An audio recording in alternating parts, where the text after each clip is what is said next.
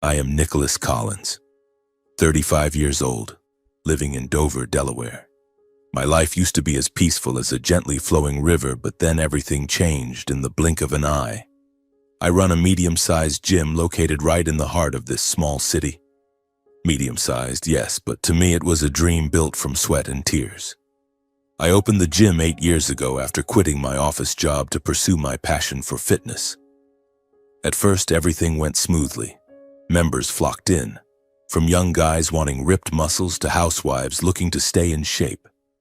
Revenue was steady, enough to pay off the loans for equipment and rent the space.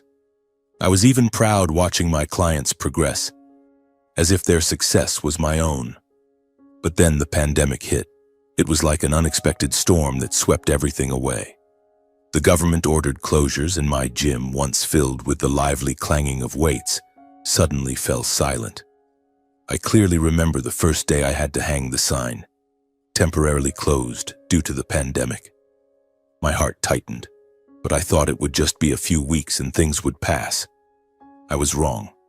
A few weeks turned into months, then nearly a year. Members canceled in droves, calling constantly, "Hey, I can't train anymore, can you refund me?"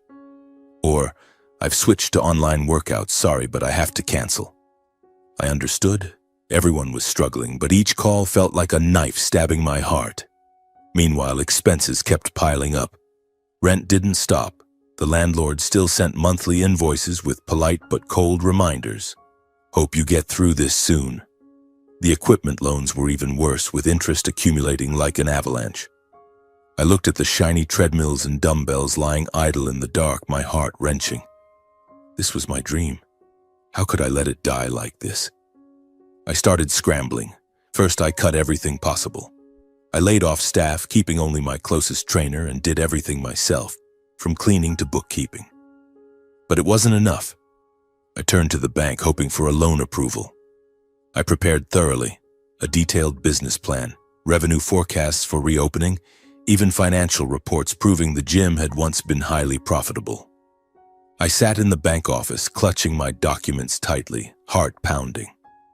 The young staff member smiled politely, but a few days later the rejection email arrived. "Unfortunately, your application does not qualify due to high risk in the current pandemic context." I read it over and over, feeling like the world was collapsing. Not qualified. I'd done everything right. With no other options, I had to sell assets. First, small things. An old computer, some electronics. Then bigger ones. My BMW, the car I'd been attached to for 5 years. I bought it after the gym started turning a profit, as a reward for myself. Every morning driving it to the gym, I felt like I was flying on the road. Now I had to list it for sale online. The first buyer came, test drove it and haggled. "Sell it a bit cheaper, it's the pandemic." I gritted my teeth and agreed, but when I handed over the keys, tears nearly fell. It wasn't just a car, it was a symbol of my independence. After selling, I got some money, but it still wasn't enough. I borrowed from friends, calling everyone close. "Hey Nick, how much do you need?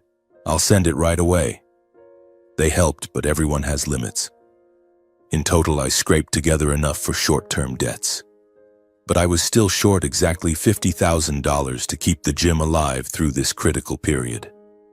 $50,000, the number that haunted me day and night. With it, I could pay rent, prevent equipment repossession, and wait for reopening. Without it, everything would crumble. Those nights, I lay awake, staring at the dark ceiling. Daisy, my wife, hugged me from behind and whispered, "I know you'll figure it out, I believe in you." But I knew the only option left was to turn to my biological parents, Kenneth and Louise Collins, living in Alexandria, Virginia. We weren't very close, but they were family. I hesitated for many nights.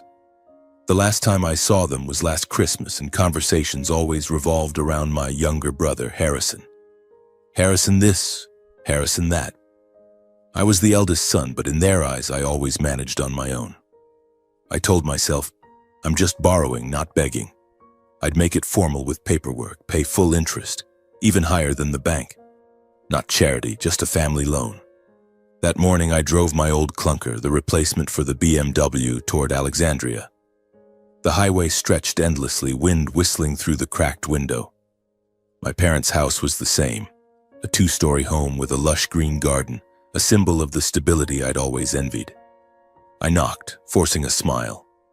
Mom opened the door, her face showing surprise. "Nick, why the sudden visit?" She hugged me lightly, but it felt cold, not warm like before. Dad came from the living room, newspaper in hand, glasses slipping down his nose. "Come in, son." We sat at the dining table, the atmosphere heavy from the start. I took a deep breath and began. "Mom, Dad, my gym is in trouble because of the pandemic. Members have all canceled. Expenses keep coming. I've sold my car, borrowed from friends, but I'm short $50,000 to survive. I just need a loan, with paperwork and full interest." I looked at them, searching their eyes for any sign of concern. A question, a word of worry, or even just asking about the business, how I planned to manage. But there was nothing. Dad folded the newspaper, placed it on the table, and looked at me through his glasses with chilling calmness. Mom avoided my gaze, fiddling with her teacup as if busy to avoid facing me. Dad spoke first, his voice firm but not raised. "We can't help with this, son." My heart stopped. I asked, trying to stay calm. "Why not, Dad? It's just temporary hardship. I'll borrow and repay fully with clear paperwork." Dad shook his head slowly as if he'd prepared the answer. "It's not about whether you'll repay. It's that we don't want to risk it right now." I leaned forward, trying to persuade. "I understand the risk. But if I get through this phase, everything will be fine. I'm not asking for a gift. I'm asking for a loan." Dad let out a short sigh, then said in the familiar tone I'd heard since childhood, "Business means accepting risks. You're grown now. Your affairs are your own to handle." He paused, then added bluntly, "This money is set aside for your brother." Hearing that, my chest tightened like it was being squeezed. "Harrison has a long future ahead," Dad continued firmly. "We have to provide for him." Harrison, my brother, 28 years old, still in college late, dreaming of plans he'd never started. I knew they always prioritized him, but hearing it said so directly still broke my heart. I turned to Mom. "What about you, Mom? Don't you have anything to say?" Mom glanced at me quickly, her eyes flashing brief guilt, then looked down. "I worry about you too," she said softly. "But right now it's really not convenient. Your dad has a point." That was all. Then silence. Dad continued, his tone turning lecturing. "Lending you money now is a risky decision. What if you don't make it? Then the family's money is gone. That could affect the bigger plans we've had all along." Bigger plans. I knew what that meant. It all revolved around Harrison. I took a deep breath, trying not to let my voice break. "I'm willing to sign a clear loan agreement. I'll pay interest. I can even collateralize company shares for your peace of mind." I slowed down, almost pleading. "I'm not asking for free money. I just want you to trust me this once." Dad raised an eyebrow, his voice turning irritated. "Do you think it's that simple? If it fails, who's responsible?" He stared at me. "You're too selfish, Nick. You always only think of yourself. Have you ever put the family's interest first? Frankly, if you were good enough and stable enough, you wouldn't be here begging us like this." Those words fell one by one, heavy and cold. Dad calling me selfish? I'd given up a scholarship for Harrison. I'd sent money home from my first jobs. I'd stayed silent for years as all priorities went to him. Now, when I needed it most, they called me selfish. I opened my mouth to say more, but Dad raised his hand, cutting me off. "Enough. We've decided. No more discussion. Go home. Don't make this more awkward." Mom still wouldn't look at me. Her tea had gone cold long ago. I stood up without another word, and in that moment, stepping out of the house, I understood clearly. It wasn't just the money I was denied. I was denied as a son. I left the house, my steps heavy. It wasn't just the money, it was my status as a son. That feeling was like being stabbed through the heart, blood flowing while no one noticed. On the drive back, the highway blurred in the drizzle, and for the first time I wondered, had I ever truly been a priority in this family? I drove, tears streaming down, my heart full of confusion. Ahead was Dover, my dying gym, and an uncertain future. I knew the fight wasn't over, but this wound would stay with me forever. The drive back felt longer than usual, or maybe it was just my imagination. Rain pattered on the windshield, each drop a reminder of failure. I tried to focus on the road, but my mind kept swirling with images. Dad sitting there, his face cold and expressionless. Mom looking down, avoiding my eyes. Those two words, selfish, echoed endlessly in my head. By the time I reached Dover, it was pitch black. Our small house was on the outskirts, peaceful with the vegetable garden Daisy had planted herself. I parked, turned off the engine, and sat in the darkness for a while. The smell of rain mixed with gasoline made me nauseous. Finally, I went inside, forcing a stiff smile. Daisy was in the kitchen, stirring a pot of soup, her brown hair loose, her eyes lighting up when she saw me. "You're back. Why so late?" She hugged me, and I tried to keep my voice normal. "Just traffic because of the rain, honey." I didn't want to tell her right away, didn't want to weigh down the atmosphere. We had dinner, chatting about her work, teaching kids online during the pandemic. I nodded along, smiled, but my mind was elsewhere. Daisy is perceptive. She stared at me intently. That night, lying in bed, I couldn't hold it in anymore. The dim nightlight cast shadows on the ceiling, and I started telling her. "Honey, the gym. It's slowly dying. The bank rejected the loan, I've sold everything, borrowed from friends, but I'm still short $50,000. I went to see my parents today." Daisy lay on her side, stroking my arm, listening without interrupting. I told her everything. The cold meeting, the blunt refusal, the reason it was set aside for my brother, and the accusing words.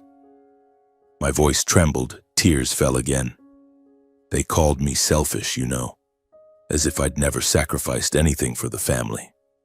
Daisy was quiet for a moment, then hugged me tightly. "Don't be sad. They have their own reasons, but we'll get through this together. I believe in you."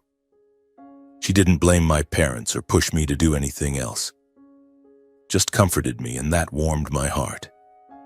We fell asleep holding each other, but I lay awake for hours, my mind full of worries. $50,000, that number haunted my dreams like a ghost.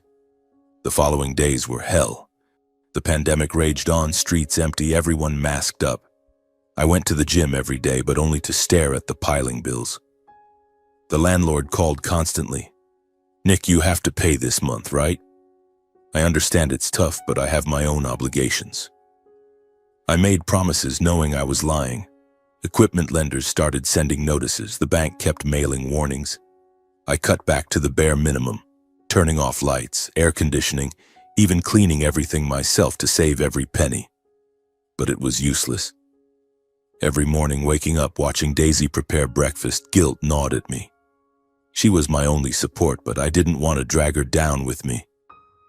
"I'm taking extra classes today to earn a bit more," she said. I shook my head. "I don't want you working harder. Let me handle it." But how? The thought of selling the gym began to creep in, sharp as a knife cutting flesh. It was my dream, our future.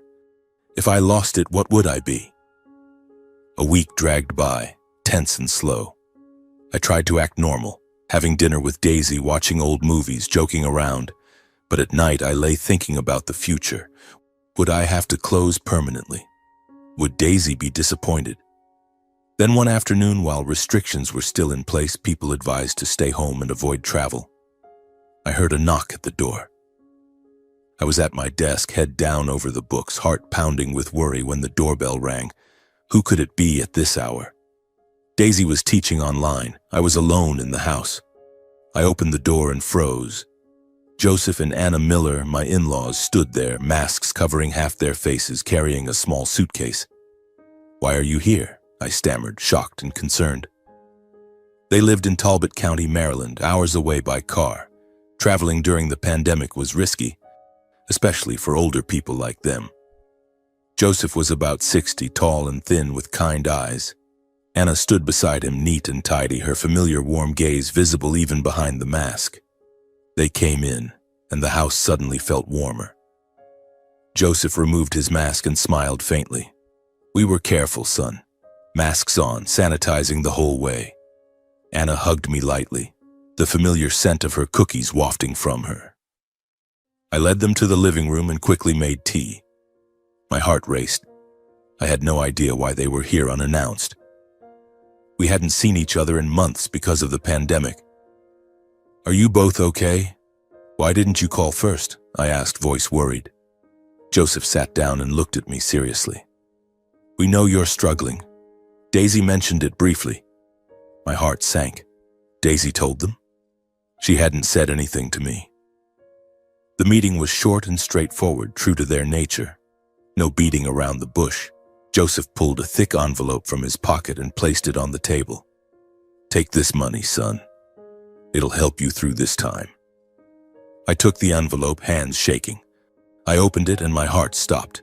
Crisp new dollar bills neatly stacked, exactly $50,000. I was stunned, eyes wide. "How can you give me so much? Where did this come from?" All sorts of thoughts raced through my mind. Did they sell land? Borrow at high interest? Joseph and Anna exchanged a glance, a flicker of worry in her eyes. "Don't worry about it," Joseph said in his calm, warm voice. "We thought it through. Focus on your business, son. No need to ask too many questions." Anna nodded. "That's right, son-in-law. We're family." But they avoided answering directly, and that made me uneasy. I knew they weren't wealthy, just a small farm in Talbot, living simply. $50,000 wasn't a small amount for them. I pressed, "But Mom, Dad, I can't accept if it's not clear. Are there any conditions?" Joseph shook his head. "None at all. We're just helping you." The visit ended quickly. They stayed for dinner, then headed to a nearby hotel, not wanting to impose. I saw them out, my heart full of gratitude mixed with worry. "Thank you so much for helping me," I said, voice choking. They hugged me and left into the evening. Back in the living room, I sat staring at the envelope, mind in turmoil. Grateful. This was the lifeline for the gym. But anxious. Where did the money come from? If they suffered because of me, I'd regret it for life. That question circled in my head all afternoon. That evening, when Daisy came home, I waited for her in the kitchen. "Your parents came to visit today," I said. She stopped what she was doing, turned to me, eyes wide. "Really? Why didn't you call me?" I told her everything, the $50,000 envelope and how they dodged my questions about the source. I looked at her, voice lowering. "I'm really worried, honey. I don't know where the money came from. I don't want to take it if it puts them in trouble." Daisy sat down, silent for a long time. Her eyes stared into the distance. Then she sighed. "I'm sorry I didn't tell you earlier. They mortgaged the farm to borrow the money for you." It hit me like lightning. Their farm, that was their livelihood, the place they'd lived their whole lives, raised Daisy. Now mortgaged, meaning they risked losing everything if it couldn't be repaid. I held Daisy tightly, tears streaming. Why would they do that? I don't deserve it. Daisy comforted me.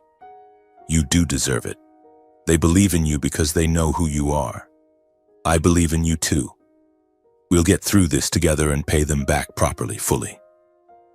We held each other and I cried like a child. For the first time, I truly felt that quiet sacrifice. My in-laws had staked their old age on their faith in me. Their son-in-law, not even blood. That night I lay awake, unable to sleep. Moonlight shone through the window, illuminating Daisy's sleeping face. I kept comparing. My biological parents refused coldly, treating me like a burden. My in-laws, they sacrificed silently without demands or conditions. Joseph and Anna, they'd never blame me, always welcome me like their own son. For the first time, I realized that family isn't always where you're born. It's where people are willing to place their trust in you when you're at your lowest. That thought was like a ray of light in the darkness, but it also made me more determined. I had to succeed, had to repay them. Tomorrow I'd use this money to save the gym. But the wound from my biological parents still ached, and I knew the journey was far from over. The next morning I woke up earlier than usual. The first rays of dawn filtered through the curtains, shining directly onto the envelope still lying untouched on the desk. Daisy was still sound asleep, her face peaceful after a long, exhausting night. I made myself a cup of coffee, sat down, and picked up the envelope with slightly trembling hands. $50,000, not just a number, but the quiet sacrifice of Joseph and Anna for me. The farm in Talbot County, where they had poured their sweat and tears for so many years, was now mortgaged because of me. That thought tightened my chest as if someone were squeezing it. I couldn't let them down. I took a deep breath and started taking action. First, I called the landlord. "Ma'am, I'll transfer the money today. Thank you so much for your understanding." Her voice sounded relieved. "That's great, Nick. Keep going." Next was the bank, paying off the equipment loan that had been hanging over me like the sword of Damocles. Each transfer click felt like a breath of relief. I set aside a portion for maintenance, buying masks and sanitizer, preparing for the day we could reopen. The gym was still silent, but now it had a chance to live. In the weeks that followed, the pandemic dragged on, but I refused to sit idle. I switched to online mode, filming at-home workout videos and posting them on YouTube and Facebook. Some old members responded positively. "Thanks a lot, Nick. These videos help us train at home. They're easy to follow and motivating."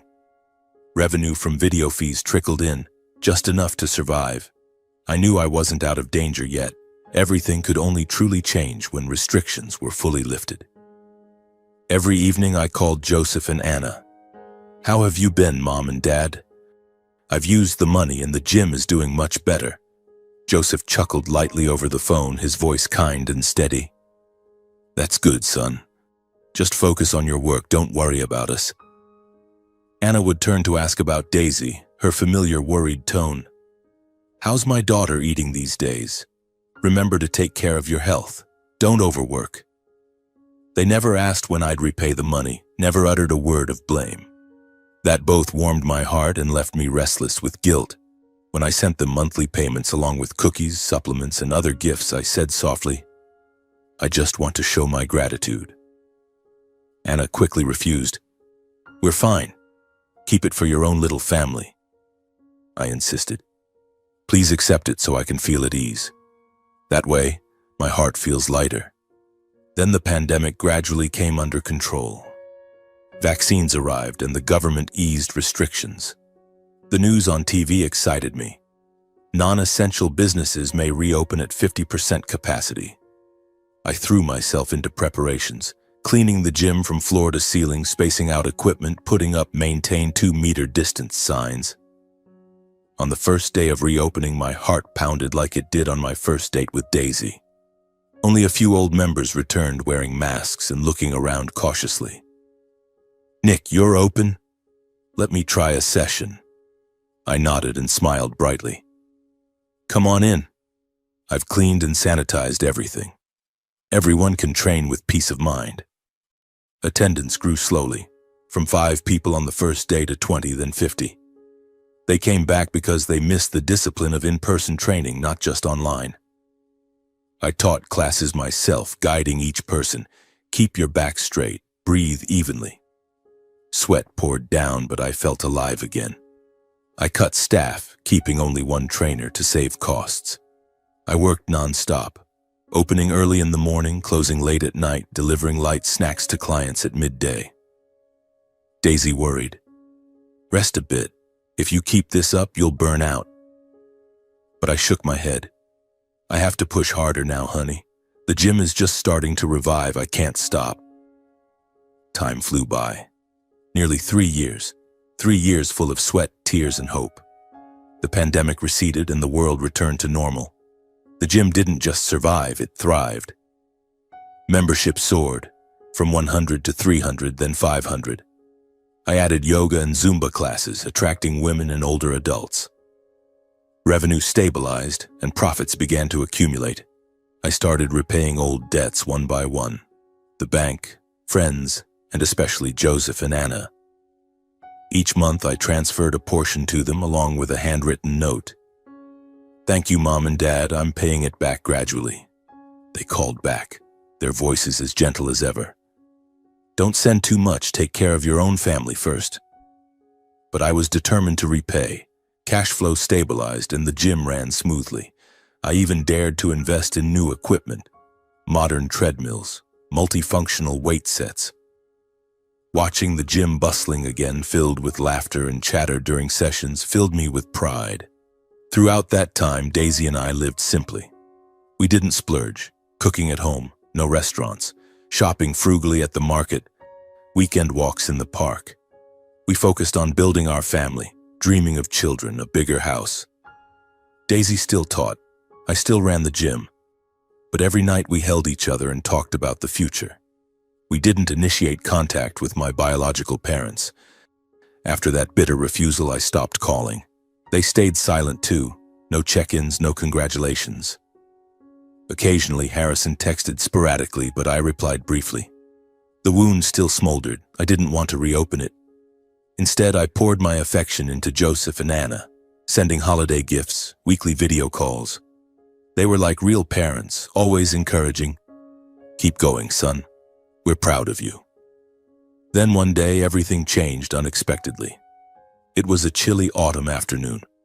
I was at the gym personally leading a new class when my phone vibrated in my pocket, a call from Kenneth Collins, my biological father. My heart skipped a beat. The last time we spoke was 3 years ago in that house when he flatly refused me. I hesitated for a few seconds, then answered. His voice came through immediately, dry and to the point. "Nick, I need to talk to you about something." No greeting. No congratulations. No. "How are you?" No, "How's the business?" He went straight to the matter, as if I were just someone to call when needed. "Your brother Harrison is getting married," he continued. "The wedding has to be proper, respectable, to maintain the family's reputation." He paused briefly, then said firmly, "You need to contribute $150,000. I froze. My ears rang. The sounds of the gym seemed distant. I repeated, my voice lowering. "Did I hear that right? $150,000? Why so much, Dad? Who is Harrison marrying?" He cut me off. "The bride comes from a well-off family. They're doing it big. We can't look cheap. You understand? This isn't just a wedding," he added, as if lecturing. "It's an important family event." He didn't mention the past. Not the time I begged for $50,000 when the gym was on the brink of collapse. Not the 3 years I struggled alone, selling my car, carrying debt, fighting day by day. It was as if none of it had ever happened. I swallowed hard and hesitated. But $150,000 is way beyond my means. I can help with a portion, but I can't afford that much. His voice immediately sharpened. "Why all the questions? This is for your brother, for the family's honor. You're stable now. Helping him once shouldn't be a problem." Then my mother's voice chimed in. She'd been listening on speaker. "That's right, son. Now that you're successful, helping Harrison is only natural. Brothers shouldn't be petty like outsiders." Those words cut straight into me like a knife. I slumped into a chair, gripping the phone tightly. In that moment, I understood clearly. In my biological parents' eyes, my success was never something to be proud of. It was just a resource, a mobile ATM, something to withdraw from when Harrison needed it. Harrison, the brother always prioritized, always protected, was getting married, and I had to pay for that facade. My heart raced, blood rushing to my head. I tried to stay calm. "Give me some time to think about it, Mom and Dad." Without waiting for a reply, I hung up. Around me, the gym remained lively, chatter, laughter, the steady clank of weights hitting the floor. But I sat there, isolated in the very place I'd built, realizing for the first time that the call wasn't a request. It was a demand. My hand was still gripping the phone tightly. The screen had gone completely dark, but my father's words kept echoing. Contribute $150,000. It's your responsibility. Responsibility? I smirked inwardly, but the smile was bitterly painful. 3 years of struggling, from the brink of bankruptcy to stable profits, all built by my own hands without a single word of concern from them. Now, when Harrison, their golden boy, was about to get married, they came back, treating my success like a wallet ready to be opened. My heart pounded, blood rushed to my head, but I didn't respond right away. I chose silence. I needed time to think, to understand exactly what I was facing. That afternoon, I drove home more slowly than usual. The streets of Dover were familiar. Rows of trees with scattered golden leaves falling, the chilly autumn wind whistling through the window. But everything felt hazy, as if the world had narrowed down to just that phone call. $150,000. A huge amount, enough to open a new branch, buy a house for Daisy and me, or invest in our future. But for Harrison's wedding? Just to maintain the family's reputation? I thought about him. Harrison, 28 years old, still drifting with half-baked business ideas, but always spoiled by our parents. The last time we met, he bragged about his bride, the daughter of a well-off family. And now, the wedding had to match that status. I pulled over to the side of the road, turned off the engine, and sat there for a long while. No, I wouldn't decide hastily. I needed to talk to Daisy to hear her thoughts. She was always my rock, the only one who truly understood me without judgment. When I got home, the smell of food wafted from the kitchen. Daisy was cooking my favorite beef stew. She turned around with a bright smile, but it quickly faded when she saw my face. "What's wrong today? You look like you've seen a ghost." I hugged her from behind, breathing in the familiar scent of her hair, and then we sat down at the table. I told her everything, my voice calm but my heart turbulent. My parents called and demanded $150,000 for Harrison's wedding. They said it's my responsibility because I'm successful now. Daisy listened, worry flashing in her eyes, but she didn't react explosively. She's not the type to explode. Instead, she asked me just one question, softly but sharply. If you were in trouble again, would they do the same for you? That question hit me like a punch to the chest. I fell silent, mouth open but no words coming out. Daisy didn't push. She just sat there, stroking my hand, waiting for an answer. And then, like a dam breaking, a flood of old memories came rushing back. Memories I'd tried to bury deep, to forget so I could move on. I remembered my childhood in Alexandria, the 2-story house with its lush green garden where everything looked perfect on the outside, but inside it was full of quiet injustices. As the eldest son, I always tried to do everything perfectly, just hoping to make my parents proud. When I brought home the Honor Student Award in 5th grade, Dad glanced at the report card and nodded faintly. "Good, keep it up." No smile, no extra praise. But when Harrison came home with a scribbled drawing, colors smeared all over the paper, Mom immediately hugged him, her voice full of excitement. "Oh, my talented boy. This shows real artistic promise."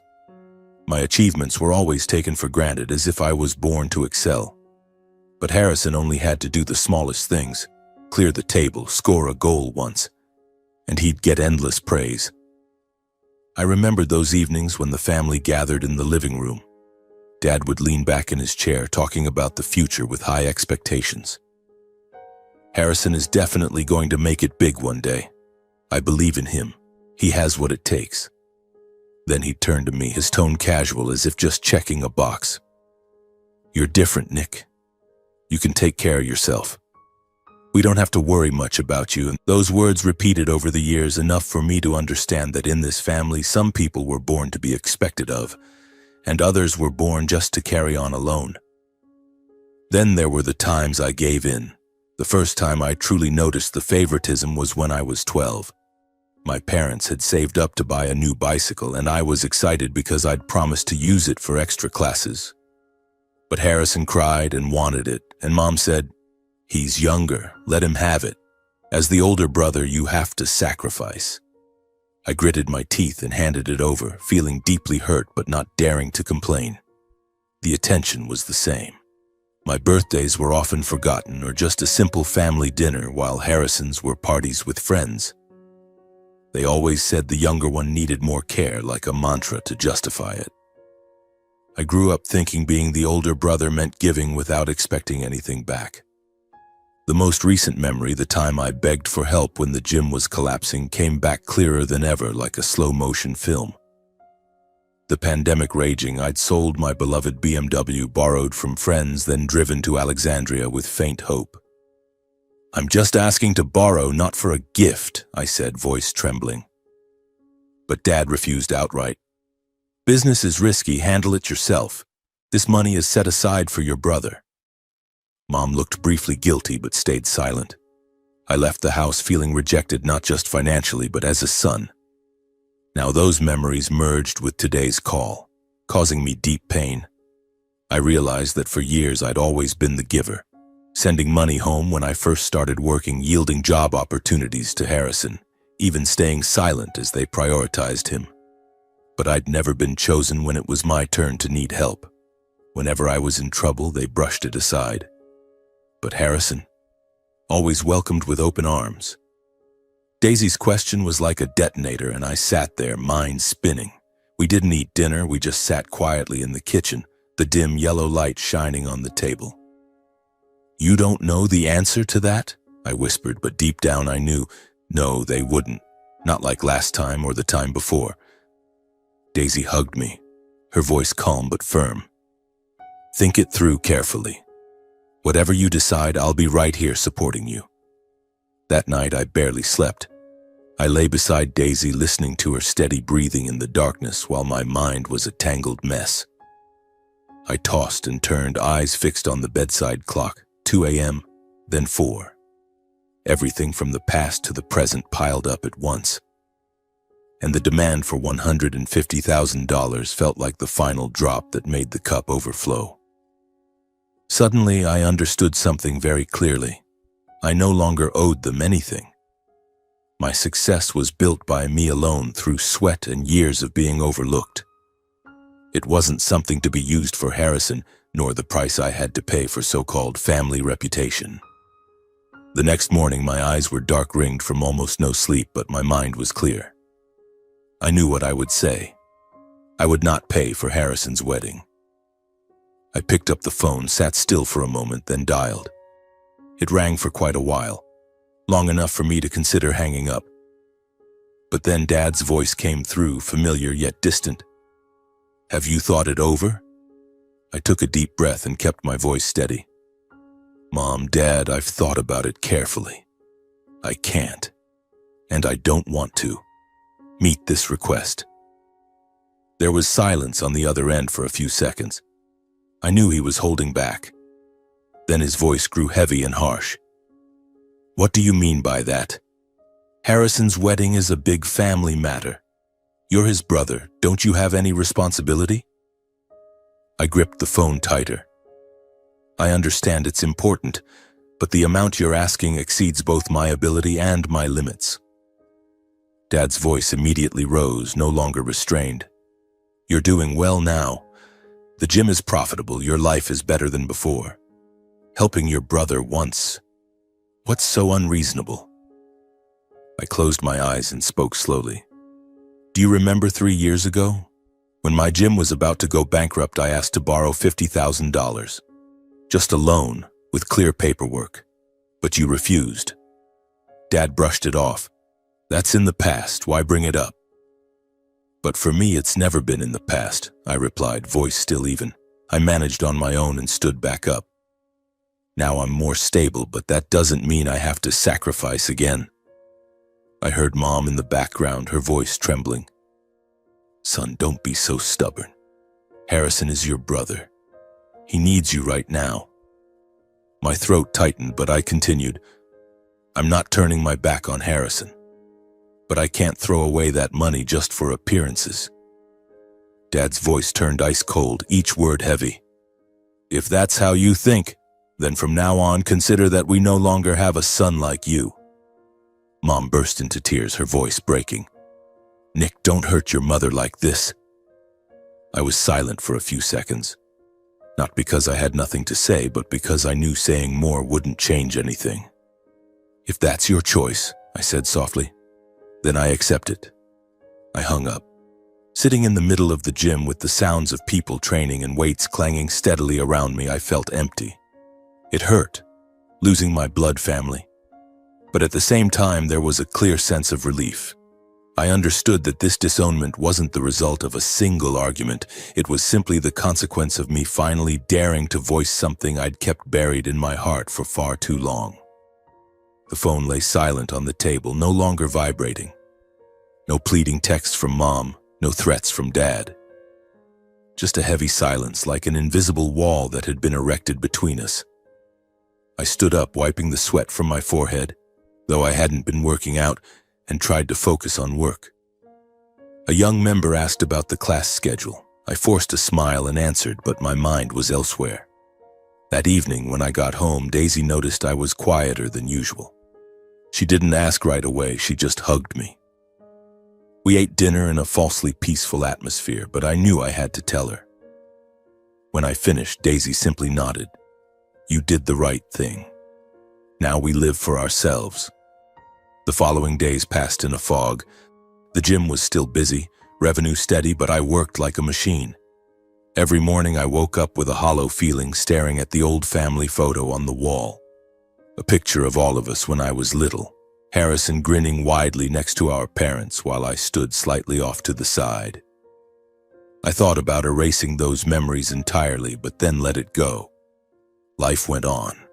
I called Joseph and Anna, sending them thank you gifts as usual. "How are you two doing? How's the business?" Anna asked warmly. I gave a brief update on work, avoiding any mention of my biological parents. They didn't ask, as if they understood without words.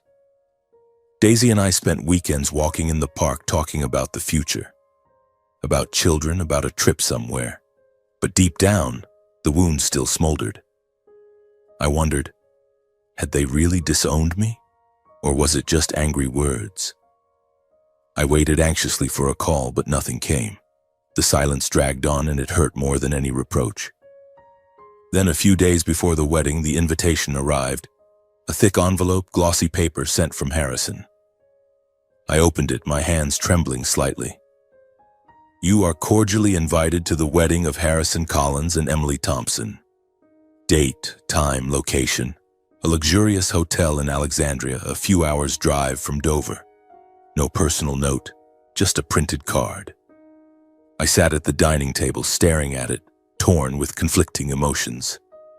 Should I go or not? Go to prove what? That evening, as we lay in bed, I asked Daisy, "I got Harrison's wedding invitation. Should I go?" Daisy thought for a moment, stroking my arm. She didn't advise refusing or speak harshly. She said gently, "You should go to fulfill your duty as an older brother. Go wish your brother well, then come home. Don't let them think you're still holding a grudge." Her words silenced me. Duty as an older brother? Yes, after all, Harrison was still my brother, but going meant facing my parents, facing the disownment. I thought about it for days, weighing every angle. At the gym during the day, I was distracted, nearly dropping a weight. At night, I lay awake imagining the wedding.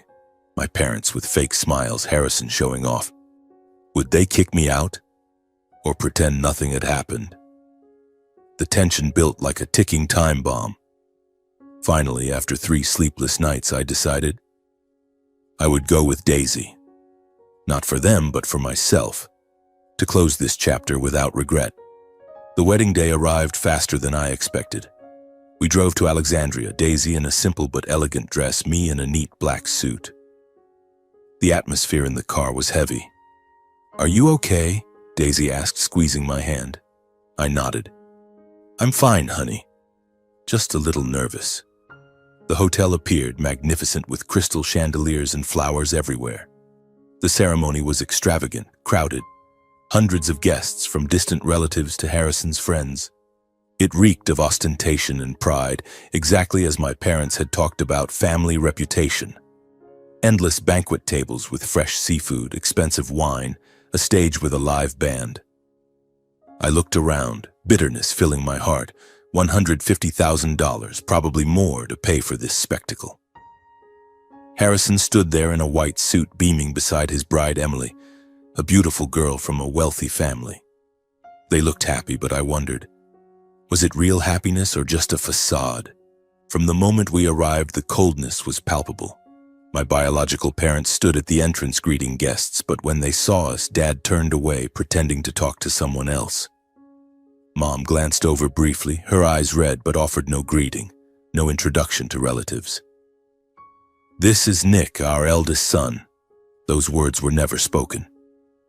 We stood alone in the crowd like uninvited guests. Some distant aunts and uncles eyed us curiously, whispering behind our backs, "That's Harrison's brother? I heard he didn't contribute anything to the wedding." "Yeah, that's him, successful but stingy." The whispers spread like wildfire, tightening my chest. Daisy squeezed my hand.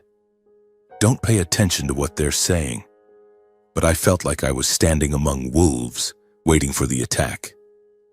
The ceremony began. We sat in the back rows, not in the family section. Harrison and Emily exchanged rings. Everyone applauded. I clapped along, but my heart was in turmoil. Then came the reception, and things got worse. While mingling, Dad deliberately made sarcastic remarks. Standing near us, he said loudly to an uncle, "These days, some people succeed but forget their roots.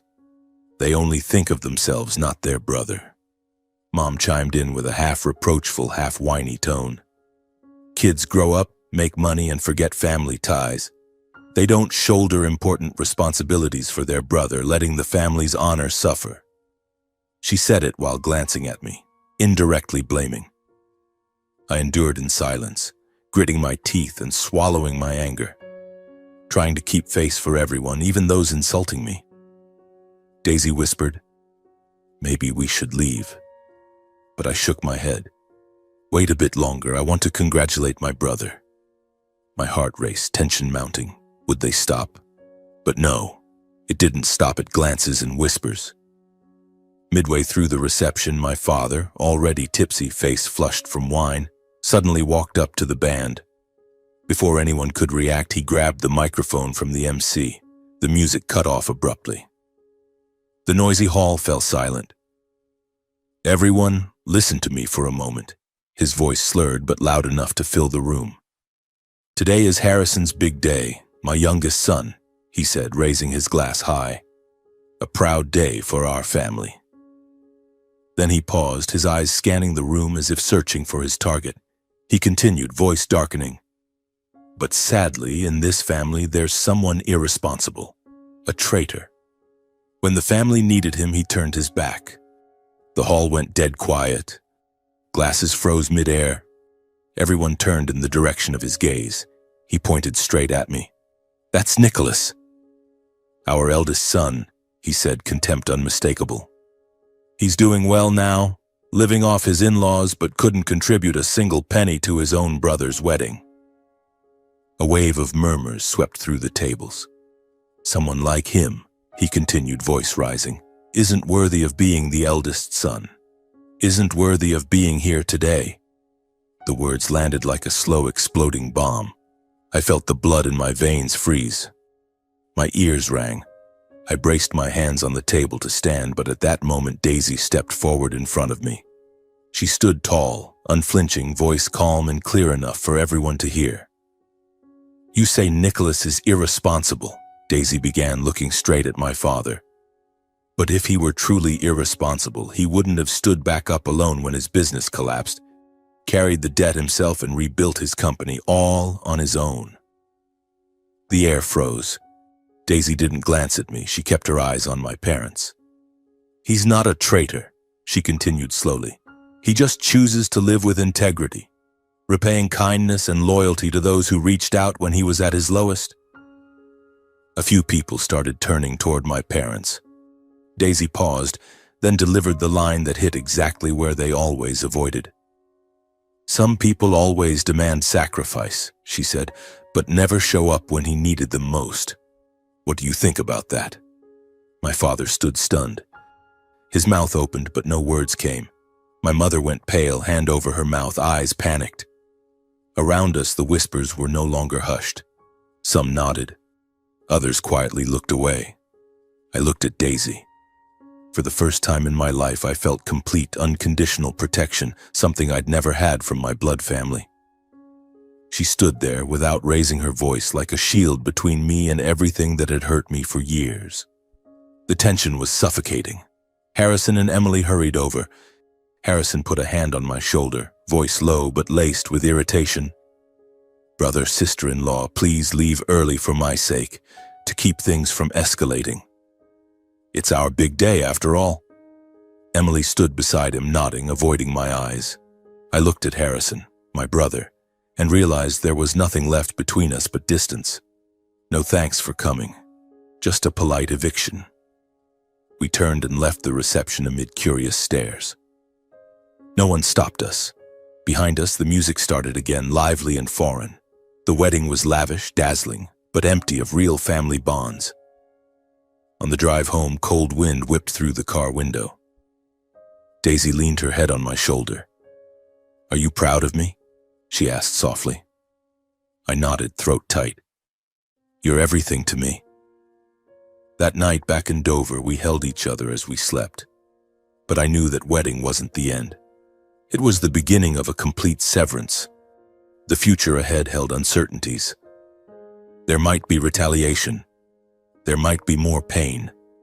But right now I had Daisy. I had Joseph and Anna. And I knew that was my real family.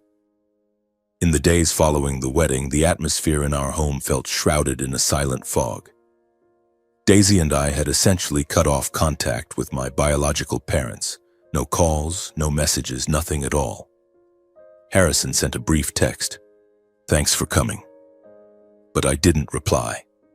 I wasn't angry with him. He was just a victim of that favoritism. But I was exhausted by the whole drama. We refocused on our own lives. The gym remained busy. Daisy continued teaching online. And we spent our evenings cooking together, watching movies, or simply lying in each other's arms chatting about nothing in particular. Every time the phone vibrated, my heart tightened, anxiously anticipating a call from Alexandria. Perhaps an apology, or worse, more blame. But nothing came. The silence stretched on, and it felt like confirmation. We had truly lost each other. Then one morning, everything changed. It was a beautiful autumn day, golden leaves falling outside the window, a cool breeze drifting into the kitchen. I was making coffee while Daisy sat at the table, her face a little pale but her eyes sparkling. She looked at me with a strange smile. "I have something to tell you." My heart skipped a beat. Her tone was so serious. I sat down, holding my hot cup of coffee. "What is it, honey?" Daisy took a deep breath and whispered, "I'm pregnant." The good news arrived quietly, without fanfare, but it left me stunned with happiness. The coffee cup nearly slipped from my hand. "Really? Are you sure?" She nodded and handed me the pregnancy test. 2 clear lines. I pulled Daisy into a tight embrace, tears streaming down my face uncontrollably. "We're going to have a baby." Laughter mixed with tears filled our small kitchen. For the first time after so many storms, I felt like life was opening a new chapter, bright and full of hope. Daisy smiled. "I've known for a few days, but wanted to be sure before telling you." That joy came with new responsibilities, and it made me think more seriously about the future. Before, we lived simply, renting a small house on the outskirts of Dover, enough for just the 2 of us. But now, with a child on the way, I couldn't leave things uncertain anymore. I started envisioning a stable home with a yard for the child to play in, a separate room for the baby, and a cozy space for our family. The business had gradually become solid. The gym not only survived but expanded with new classes and loyal members. Steady cash flow and monthly profits allowed me for the first time to make a big decision without fear. No more sleepless nights calculating bills, no more haunting thoughts of bankruptcy. Now I could dream bigger. "Let's buy a new house," I've been thinking about this for a long time, I said to Daisy one evening as we sat on the balcony stargazing. She looked at me, eyes bright. Really? Can we afford it? I nodded. I've saved enough. We'll find a house for us and prepare for our new family member. We agreed to look for a small, quiet, single-family home on the outskirts of Dover, somewhere with fresh air near parks and schools. Not a grand, flashy mansion like Harrison's wedding. Just a 2-story house with a backyard, 3 bedrooms, enough space for children and parents in their old age. The decision to buy a house wasn't about showing off or proving anything to anyone, not to my biological parents or relatives. It was simply about building a long-term foundation for our little family. We spent weekends house hunting hand in hand, laughing as we imagined. This room for the baby, I'll paint it blue. Or the backyard for you to plant roses. Each viewing made my heart race with excitement and worry. Would it be okay? What if the economy shifted? But Daisy always knew how to reassure me. After a few weeks, we found the perfect house. Warm wood finishes, a spacious kitchen, and a view of a small lake. Signing the contract, my hand trembled on the pen, but my heart was filled with exhilaration. During the preparations, cleaning, buying furniture, I often thought of Joseph and Anna Miller, the ones who had quietly sacrificed for me without ever demanding anything. The farm in Talbot County, which they had mortgaged to lend me the $50,000 that saved my gym. Now that life was stable, I sent them money more regularly and called via video every week. "How are you, Mom and Dad? We're going to have a grandchild soon," I shared, and Anna's eyes lit up. "Really? We're so happy." Joseph smiled kindly. "Congratulations to you both." They never mentioned the money as if it had never happened, but I remembered clearly and my heart was full of gratitude. After many late-night discussions with Daisy, lying in bed whispering about the future, I took the initiative. "I want to invite Mom and Dad to live with us. As they get older, it'll be easier for us to take care of them." Daisy was surprised, her eyes welling up. "Have you thought this through?" I nodded. "I have, honey. It's not out of obligation, it's because I want to take care of them. They've given so much to me and our family." Daisy hugged me tightly, moved. "You're so good.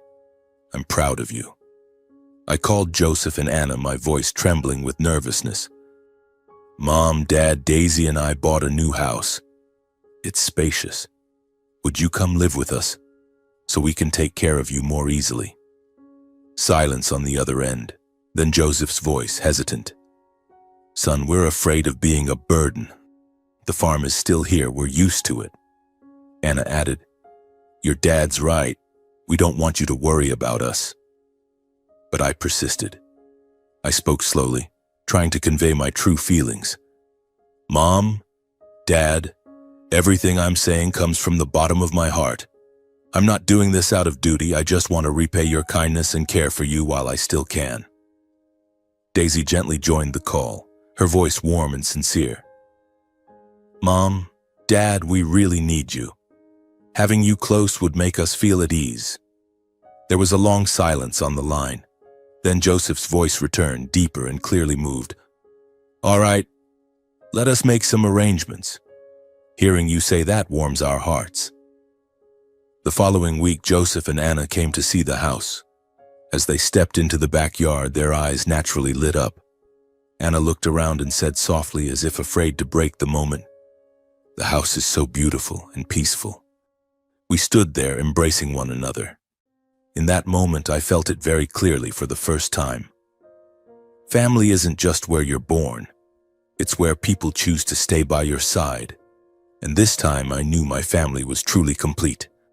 The new house quickly became a warm home.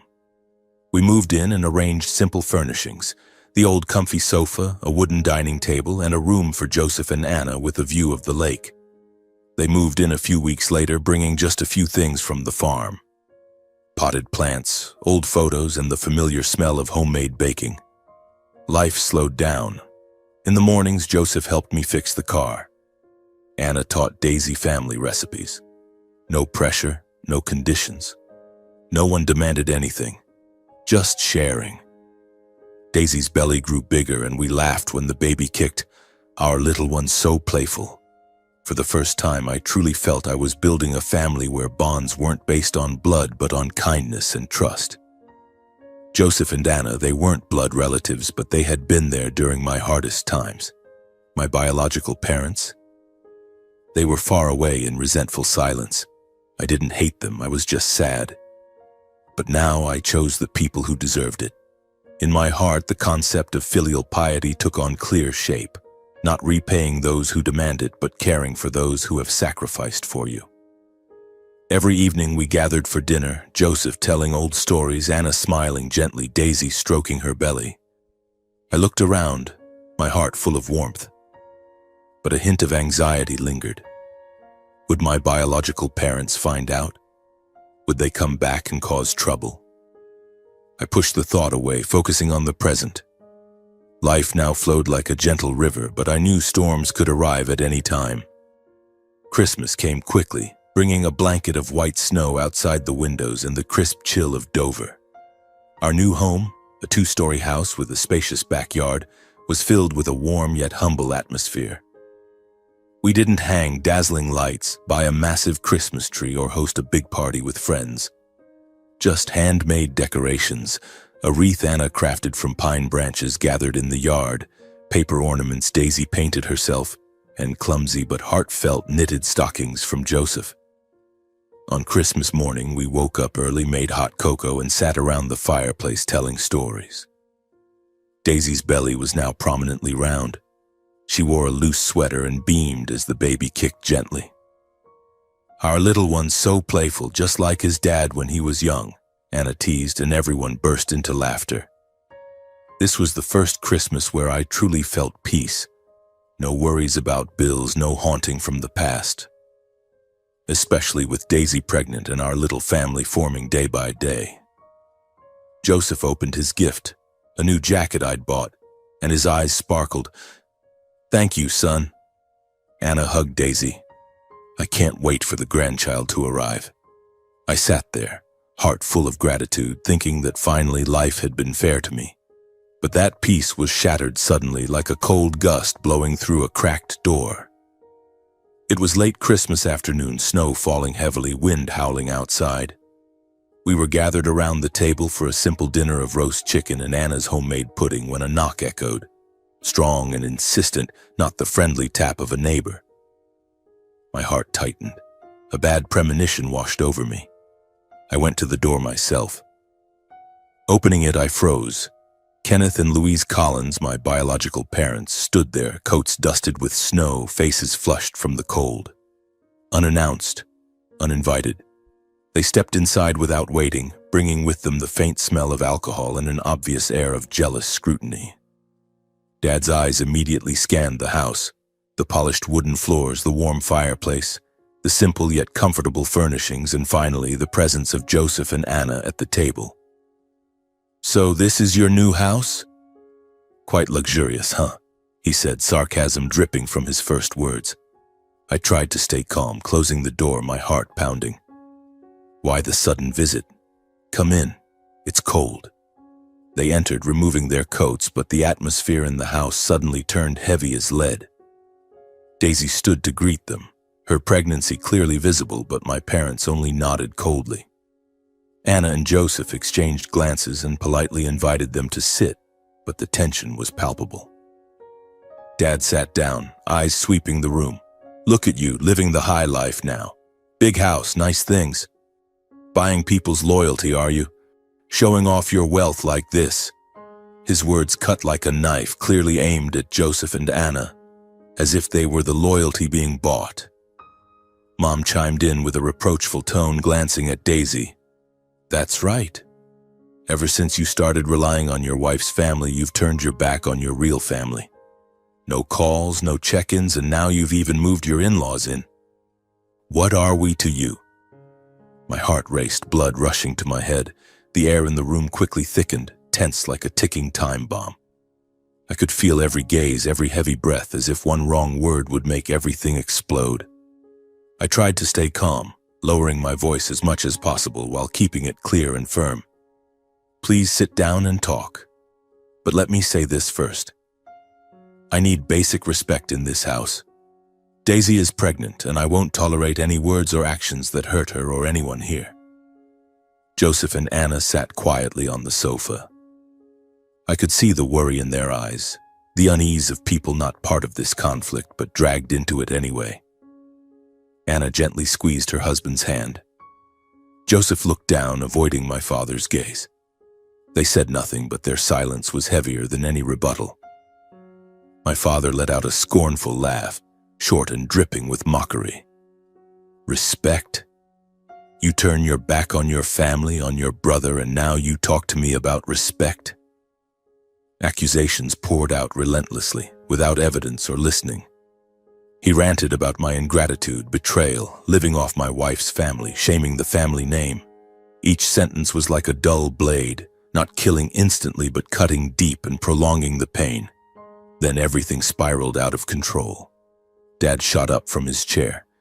His face was flushed, the strong smell of alcohol filling the air. He whirled toward Joseph and Anna, arm raised and trembling with rage. He spat, voice full of contempt. And you two think mortgaging your farm and throwing money around buys you someone else's son? I'm his real parent.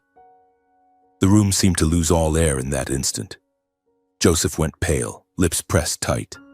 Anna covered her mouth, eyes red with hurt and indignation. Daisy instinctively stepped in front of me, shielding like a barrier, hands on her belly, voice trembling but clear. Please stop. This is our home. Don't insult my parents. That was enough to ignite my father's rage completely. He lunged toward the table, swinging his arm and smashing the Christmas decorations. The wreath fell to the floor, paper ornaments shattered. Cocoa mugs were knocked over, dark liquid spilling across the wood. The sharp sounds of breaking echoed. The smell of cocoa mixed with alcohol turned the house chaotic. Daisy recoiled in fear, stumbling back. She nearly fell, clutching her belly tightly, face pale with terror. That moment became the final boundary for me. I stepped forward, fully blocking Daisy and Joseph. My voice dropped low, cold and resolute. Enough! Leave my house now. Dad kept yelling from behind, but I no longer heard the words clearly. I only felt the chaos spreading and my responsibility to protect those behind me.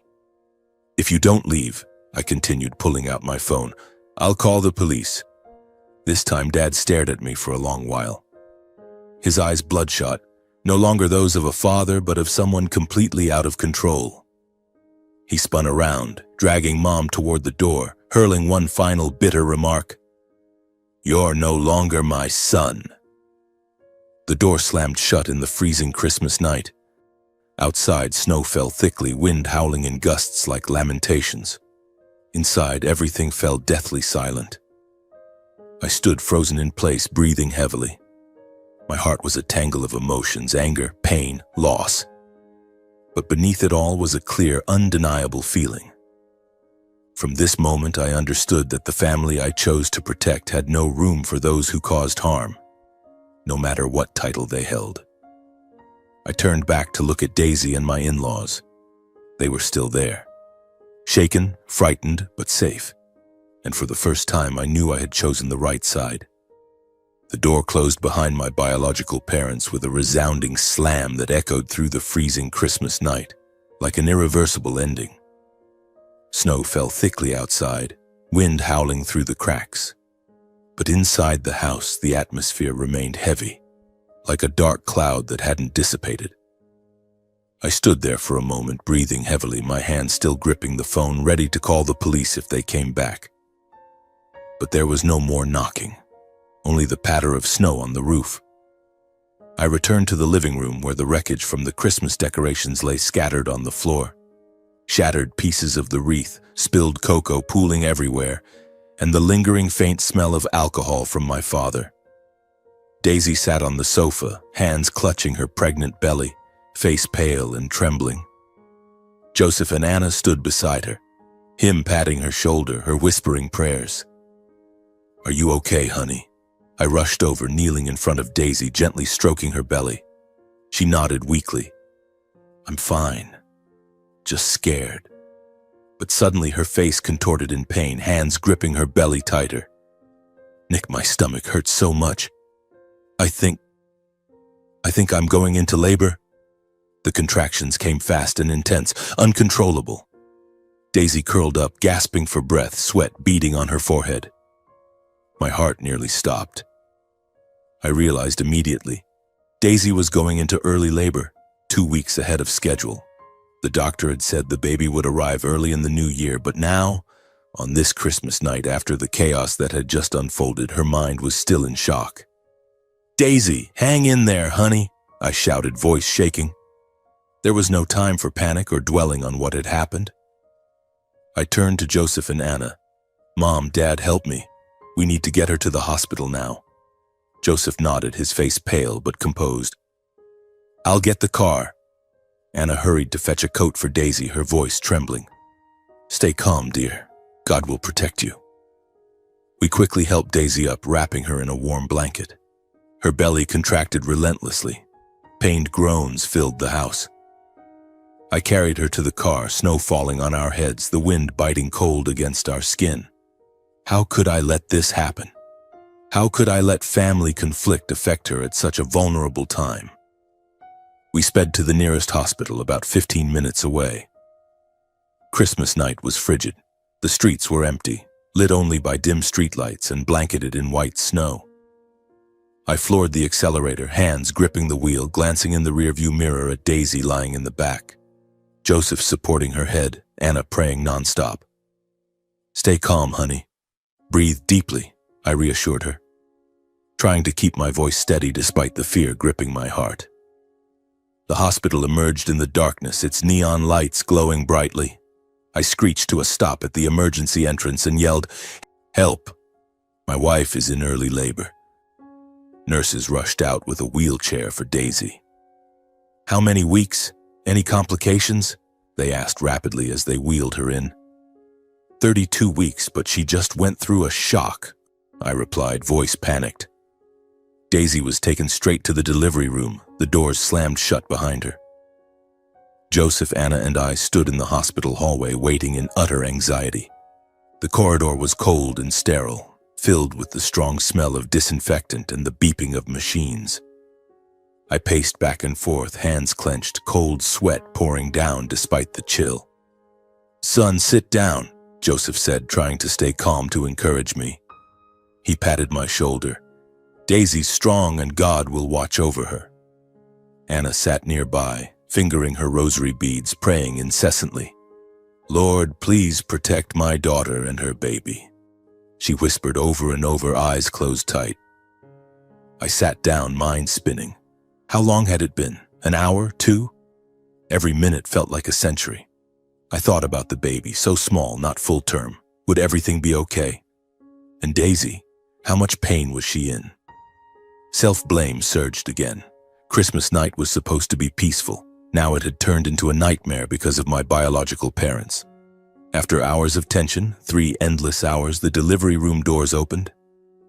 The doctor emerged, removing her mask with a tired smile. "Congratulations! It's a healthy baby girl. Mother and child are safe." The newborn's first cry echoed from inside, shattering all fear and exhaustion. My heart burst, tears streamed down my face. Anna thanked God and cried along. Joseph hugged me tightly.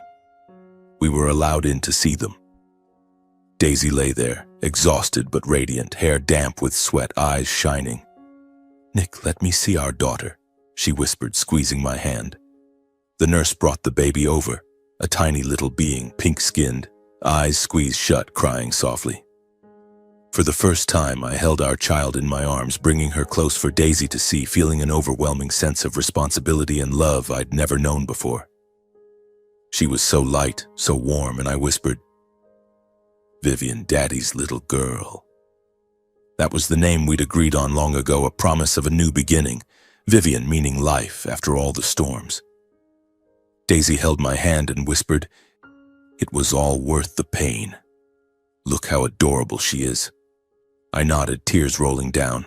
My in-laws stood quietly watching their granddaughter, eyes misty with pride and fulfillment, saying nothing but radiating contentment. Joseph gently stroked the baby's hair. She looks just like Daisy when she was little. Anna cried tears of joy.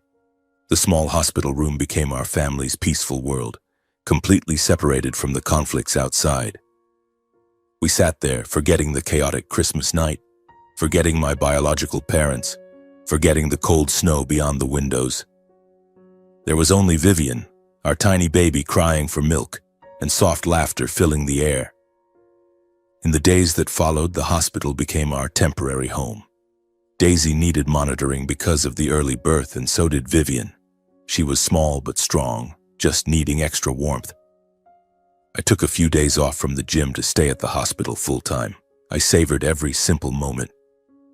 Changing Vivian's diaper with clumsy but loving hands, singing her to sleep in my hoarse voice, watching her yawn, seeing Daisy smile weakly but reassured as she nursed our daughter. "She looks just like you," Daisy teased, and we laughed. Joseph and Anna took turns bringing food from home. Hot chicken soup, fresh fruit. "Eat up, dear. Regain your strength," Anna said, her eyes glowing with happiness. Those moments were like healing medicine, washing away the memories of the argument. I thought about the future, going home with Vivian, teaching her to walk, watching her smile. I believed the biggest storms had passed, that from now on our little family would only know peace ahead. No more biological parents, no more drama, just pure love. At that time, I had no idea that this rare sense of completeness was only a brief lull. I thought I had finally protected my family, put everything in its right place. But that peace was more fragile than I imagined.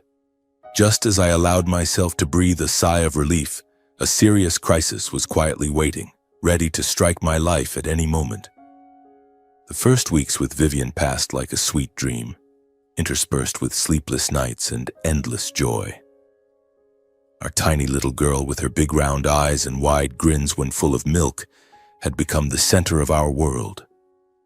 Daisy recovered quickly from the early birth, though she was still tired from the nights Vivian cried for feedings. I took a few more days off from the gym, delegating to my trusted trainer to devote all my time to the family. Every morning I woke up early, prepared Vivian's formula, and watched her coo in the wooden crib that Joseph had handmade. "Sleep well, Daddy's girl," I whispered, my heart full of warmth. Anna helped Daisy cook nutritious porridge, her voice gentle. "Eat up, dear. Stay strong for the baby." Joseph busied himself fixing little things around the house, the leaky faucet, the creaky window, smiling kindly. "It's a new house. It needs some care." We lived at a slower pace without rush or pressure. The house on the outskirts of Dover had truly become our home, with its lush green backyard and the lake sparkling under the spring sun. A month flew by in the blink of an eye. Vivian had grown chubbier, her cheeks rosy, and we decided to hold a small 1-month celebration for her. Not to show off, but simply to mark this milestone in our journey as parents. The party was cozy, held in our new home, with few guests.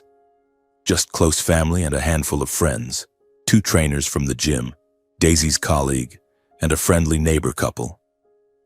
We decorated simply, soft pink balloons hanging loosely, a dining table with a homemade cake.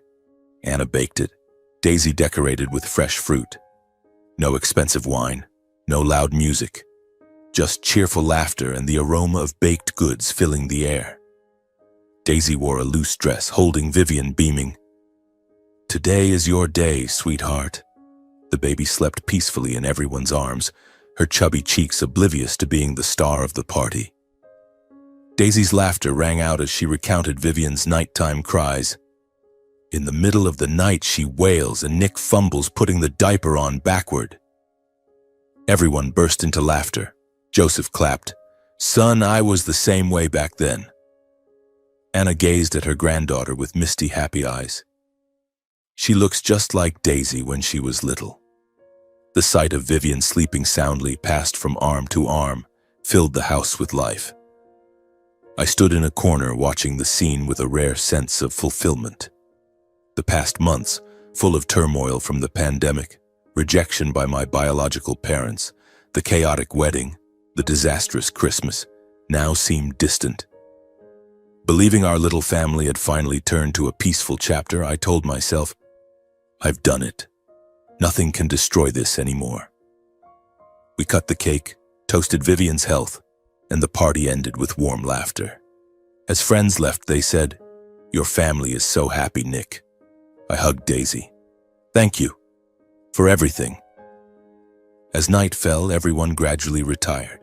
Joseph and Anna went to their downstairs room, tired but content.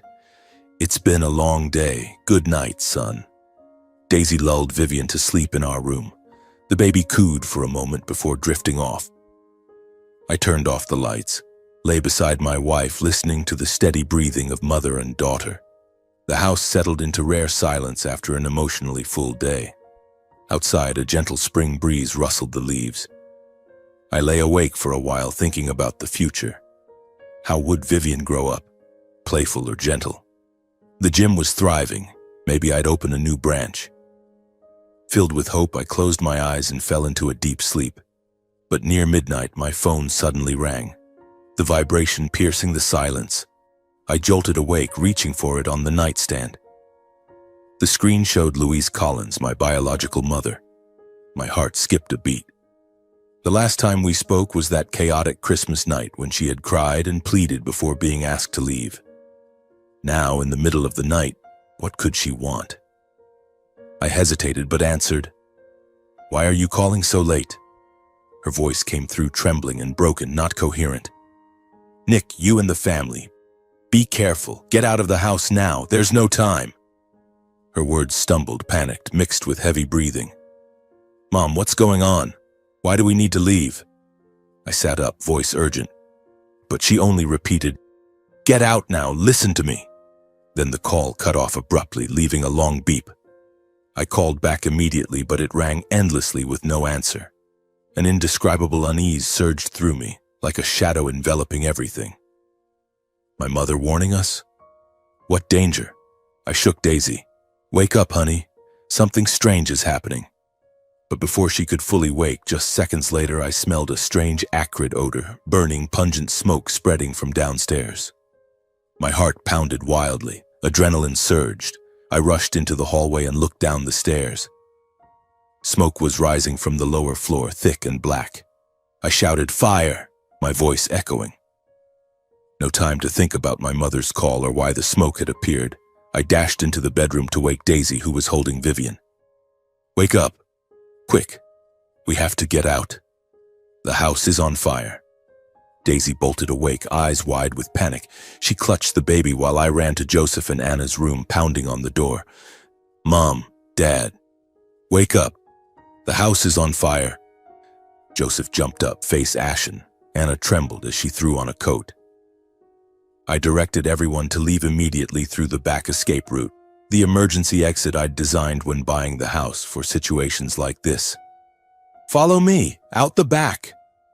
Thick smoke quickly filled the hallways, stinging our eyes and making us cough violently. The fire alarm blared piercingly in the night, shrill like a death knell. I took Vivian from Daisy's arms, covering her with a blanket. The baby cried from the shock. Supporting Daisy, she was still weak from childbirth, while urging Joseph and Anna to move as fast as possible. "Hurry, Dad! Don't look back!" We ran through the back hallway, black smoke billowing behind us. Joseph coughed harshly. Anna gripped his hand. "Hold on tight," Daisy cried. "Is our baby okay?" I reassured my wife. "She's just scared. We'll be fine." The whole family escaped safely in the nick of time, through the back door to the garden, standing shivering in the cold night, remnants of Christmas snow numbing our feet. We looked back. Flames erupted fiercely from the lower floor, devouring the house that had just been filled with laughter. The fire roared red, black smoke billowing into the sky, explosions of popping sounds from burning furniture. Daisy held Vivian tightly in tears. Joseph and Anna stood frozen, stunned, not yet comprehending what was happening. "Our home, reduced to ashes," Anna whispered, hand over her mouth. I stood motionless, my mother's phone call echoing in my mind like a belated warning. What did she know? Why had she called at just the right moment? But now wasn't the time to think. I called the fire department. Hello. Our house is on fire. The address. Sirens wailed in the distance. In the glowing red light reflecting on our little daughter's face, Vivian crying, cheeks flushed. I realized that what I'd just lost wasn't only the house but the fragile sense of security I thought I'd finally secured. We stood there in the backyard, on a thin layer of lingering snow from winter, the cold wind biting our skin, watching our house, the symbol of our new beginning, being consumed by flames. I held Daisy close and whispered, "It's okay, honey. As long as we're safe, that's all that matters." But inside, my mind was in turmoil. My biological mother's phone call still echoed. She had warned us, but why? What did she know? Was this an accident or deliberate? Anxiety surged like a wave, and I knew this night was just the beginning of another nightmare. The fire scene was cordoned off that very night. Firefighters arrived quickly, spraying white jets of water to extinguish the blaze, their shouts echoing in the midnight air. They contained the fire in time so the house didn't collapse entirely. But the damage was severe in the garage and back hallway, where the fire had started. The machinery and items in the garage were charred black, walls blackened with soot, the acrid smell of smoke permeating everything.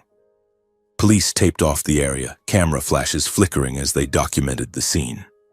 An investigator, a middle-aged man, tall and thin with sharp eyes, approached us immediately. "Mr. Collins, we need a preliminary statement." I told him everything. The 1-month celebration party, the strange call from my mother, the burning smell, then the smoke. He took notes, voice grave. "This doesn't look like a normal accident. We'll investigate." We were taken to a nearby hotel for temporary shelter. The next morning, the investigator returned with initial findings. Signs of arson. They detected traces of accelerant, like gasoline or oil, in the garage, an unnatural ignition point with evidence of intentional starting, not electrical fault or ordinary accident. "Someone deliberately targeted your family," he said flatly. My heart sank. Someone deliberate? I handed over all the security footage. The front doorbell camera and the backyard garage camera. We sat in the hotel room reviewing the video on the police laptop. Grainy images under streetlight, a figure in a baseball cap and mask, tall and thin, appearing near the garage at the exact time of the fire. He furtively poured something, likely the accelerant, then lit it and fled. A car parked nearby, an old gray-silver sedan, sped away. The gate and the car sent chills down my spine. They were too familiar. It was my father's build, Kenneth, and the car matched the one he always drove. "Do you recognize anyone?" the investigator asked. I nodded shakily. That man might be my father. The words cut like a knife, but the evidence was clear. Anxiety spiked. If it was him, why? What motive? After the fire, our family temporarily moved to a small rented house nearby. A modest bungalow on the outskirts of Dover, safe and quiet enough for Daisy and baby Vivian. Not as luxurious as the old villa, but with a small yard, cozy bedrooms, and importantly, far from the fire scene. We salvaged what we could from the ashes. A few clothes, family photos, Vivian's crib, hearts aching. Daisy suffered psychological trauma from the shock. In those first nights, she jolted awake, imagining the smell of smoke, sitting up in panic, always clutching Vivian tightly. Joseph and Anna Miller were still reeling from the house fire. As elderly people, they tried to comfort and help Daisy care for Vivian. Joseph carrying the baby around the yard, singing lullabies in his deep voice. Anna cooking soup, cleaning the house, her voice trembling. God will protect us. But their eyes were red when thinking of the lost home, where they had begun a peaceful retirement. Meanwhile, I cooperated closely with authorities to uncover the fire's cause. Every day I went to the police station providing more details. The history of conflict with my biological parents, from the loan refusal, the humiliating wedding, to the chaotic Christmas. They were jealous of my new house, of our stable life, I said bitterly. My mother's warning call became key. I drove with the investigator to Alexandria, Virginia, to her house. She opened the door, face pale, eyes red as if sleepless. We sat in the familiar living room, where I'd once been rejected, and questioned her. "What did you know about the fire? Why did you call right when it happened to us?" Louise initially evaded, voice stuttering. "I was just worried about you. I had a bad premonition." But under pressure, she grew panicked, statements contradictory. "I don't know anything," or "it was just a feeling." Finally, she broke down crying, confessing part of the truth. She hadn't set the fire herself, but overheard Kenneth saying terrifying things before leaving. "Let's see if he can keep that house. He has to pay for being unfilial." She called to warn because she sensed something big, but it was too late. He had already gone. Her statement was the final piece. Kenneth was arrested soon after, hiding in a motel hundreds of miles away near the Virginia border. He was charged with arson and endangering lives. During interrogation, he still tried to blame me, growling, "He's the unfilial one. I was just teaching him a lesson." But evidence piled up. Fingerprints on an accelerant can found near the scene. Street cameras capturing his car near Dover that night, and Louise's testimony. The motive was clear. Jealousy and control. He couldn't bear seeing me succeed while ignoring my birth family, living happily with my in-laws. With complete evidence, he faced criminal prosecution plus a no-contact order with my family pending trial. I received the papers, feeling relief mixed with pain. My biological father, the once pillar, now a prisoner. The trial took place a few months later in a Delaware courtroom. The atmosphere was tense, suspenseful like a crime movie. I sat in the witness seat, Daisy beside me holding a giggling Vivian, oblivious to it all. Kenneth sat in the defendant's chair, gaunt and avoiding eye contact. The prosecutor presented evidence. Security video, Louise's testimony, accelerant traces.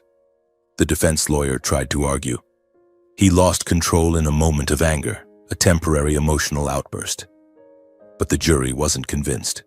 After 3 days of arguments, the verdict.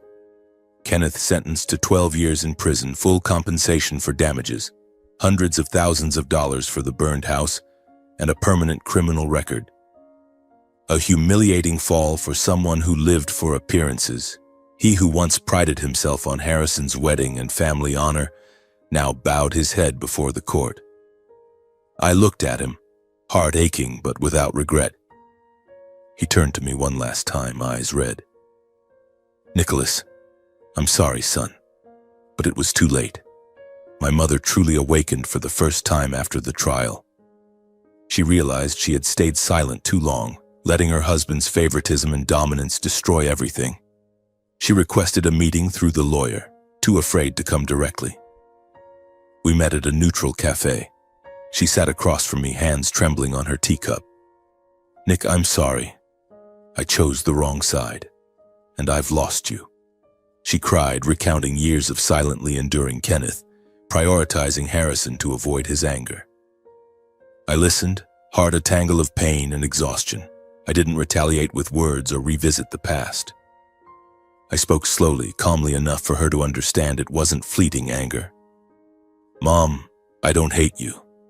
But for me now, Daisy and Vivian's safety is absolute priority. If you truly want to mend things, it has to start with respecting my boundaries. No demands, no manipulation, and no using Harrison to pressure me." Mom bowed her head, tears falling silently. After a moment, she spoke, voice trembling but clearer. "I know I've been silent too long, let things go too far. I don't dare ask for forgiveness right away. I just hope you'll give me a chance to start over little by little in a way that's safe for you." She nodded as if reminding herself, "I promise. I'll respect what you've said." We hugged one last time. No lingering resentment, but not yet peace. I knew the wound was too deep to heal immediately, but at least for the first time it had stopped bleeding. On an autumn afternoon when we had moved back into our rebuilt house, identical to the old one but sturdier with enhanced security, we stood in the backyard. I watched Vivian, now crawling, grinning widely as she chased a ball. Daisy sat nearby, hand on her belly. We were expecting our second child. Joseph and Anna smiled kindly. both grandparents singing lullabies to Vivian. I looked at my little family and my in-laws, the ones who had stood by me from the lowest point, from the $50,000 loan to the night of the fire, and understood that blood doesn't automatically mean love. True family is presence in hardship, not demands in success. I realized that money can save a business from bankruptcy, but it can't save a family on its own. The only thing that can is boundaries. When boundaries are clearly set, people know what they're allowed and what they can't cross. Without boundaries, family ties easily turn into prolonged harm. I also learned that filial piety isn't unconditional endurance. Love doesn't mean allowing others to control, impose, or hurt you in the name of family. When sacrifice flows only one way, it's no longer devotion, it's erosion. And above all, when someone threatens my safety and my family's, forgiveness is no longer just emotional. Forgiveness doesn't include giving them another chance to do the same. Some doors, once closed, are to protect those behind them, and I have no regrets for closing them.